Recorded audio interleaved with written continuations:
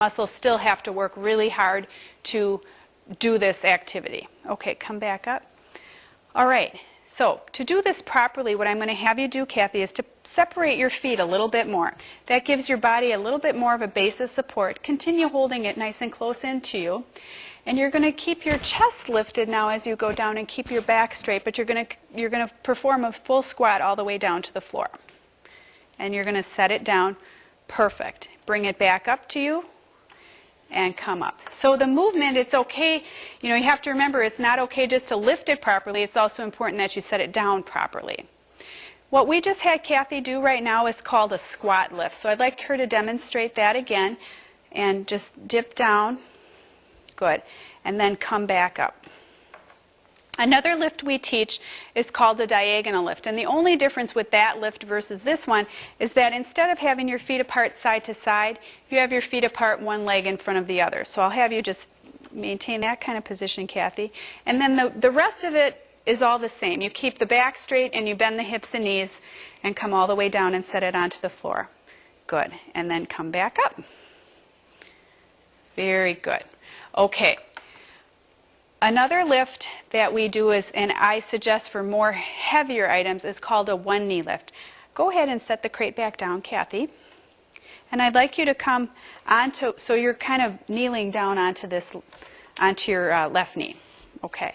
And basically what you want to do from this position, so she's kneeling on her one knee, is to bring the crate up onto your opposite knee. Good. To help give you a little bit of support and then push all the way on up. Okay, so those are the three kind of heavy lifts from the floor ways of doing things. Another lift we commonly teach is called a golfer's lift. If you've ever watched golf on television or played golf, you see how people will hold on to their golf club and reach down and get their ball out of the cup. Similarly, we're going to use that same movement to lift light objects. This is not meant for heavy lifting. Or if you're in a situation where you have to lift over, for example, if you have to grab linen out of a bin that's deep. I have to do that at work all the time, so I kind of stick my leg out there and perform the golfer's lift. So Kathy is going to demonstrate. We're going to put the pen on the floor there and have you go ahead and pick it up by taking one leg out behind you. And, another thing you can do is you can kind of hold on to an object. Sometimes that gives you some support in there. So go ahead and yep, very good. And come on back up. The other thing I'd like to talk a little bit about is how you can see from how physically taxing this really is to do lifting properly. And a lot of times what I see in my work as a therapist is I see people that come in with a back injury that are doing very, very heavy jobs, but they're not very strong and they're not very flexible in their bodies. So that's why I always tell my patients in the clinic that being a worker, whether you're a nursing assistant or you're a factory worker, you have to have a certain amount of physical condition.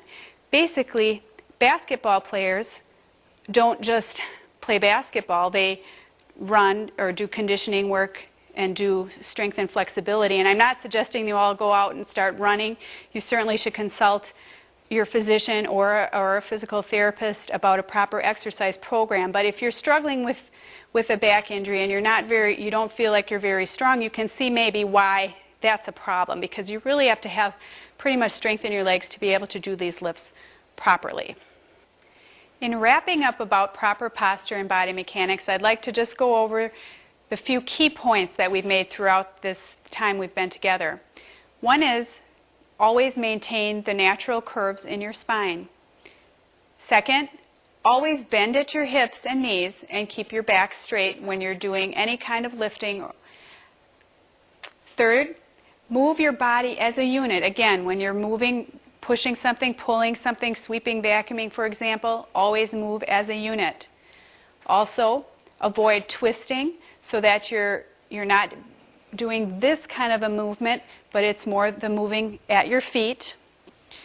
Also, remember to hold the loads close to your body, because in close here is much less strenuous than holding them away from your body here.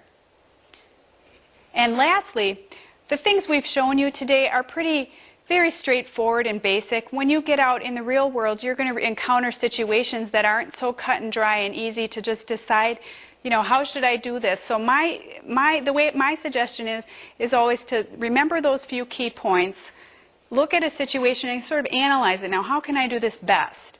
You may not be able to do every situation perfectly. You know, life, like I said, life isn't perfect. You're not going to be able to always move just so perfectly. But if you can get to the point where you're doing it whenever you can, you're still going to reduce the risk of placing that wear and tear on your spine and putting more strain on and then injuring yourself.